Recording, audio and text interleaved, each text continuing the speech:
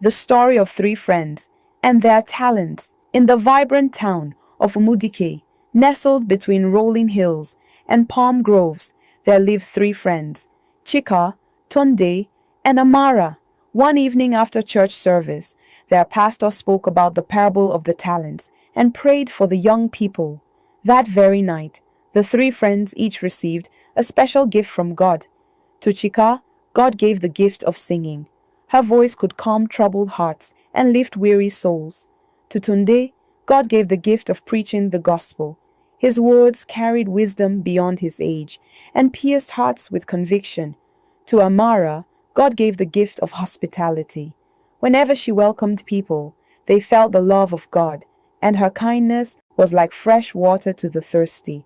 At first, all three rejoiced. They thanked God for the gifts and promised to use them faithfully. Chika began to sing in church and at community gatherings. Her voice wasn't only beautiful, it carried an anointing that made even the hardest men shed tears. People who had lost hope found encouragement when she sang. Some even gave their lives to Christ. After listening to her hymns, Tunde embraced his gift with humility. He would preach in marketplaces, under the shade of mango trees, and in small village squares. His words were simple, but they stirred people's hearts. Soon, he was invited to different towns to share the gospel, and many turned to God through his ministry. But Amara felt differently. She watched Chika being praised for her singing, and Tunde being honored for his preaching. One day, she sighed and said, "Hospitality? Just serving food, welcoming strangers, and making people comfortable. That is too small for me. I'm worth more than this.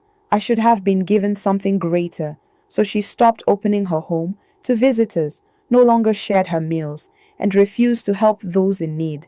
One day, a traveling missionary came to Umudike. He was tired, hungry, and had no place to rest. Chika sang beautifully that evening, and Tunde preached powerfully, but the missionary fainted from weakness because he had not eaten all day.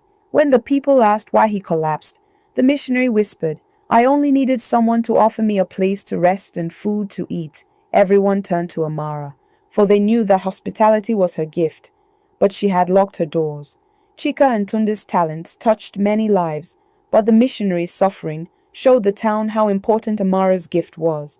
Hospitality was not small. It was a divine calling, to serve God by serving others. Amara wept when she realized her mistake. She prayed, "Lord, forgive me for despising what you gave me. From today, I will use my gift to honor you." And so, Amara opened her home again. She welcomed strangers, cared for travelers, and made her table a place where both the poor and the rich found God's love.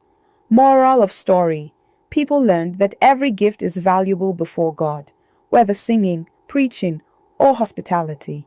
Together, the three friends' talents shone like a woven fabric, each thread important in making the cloth strong and beautiful.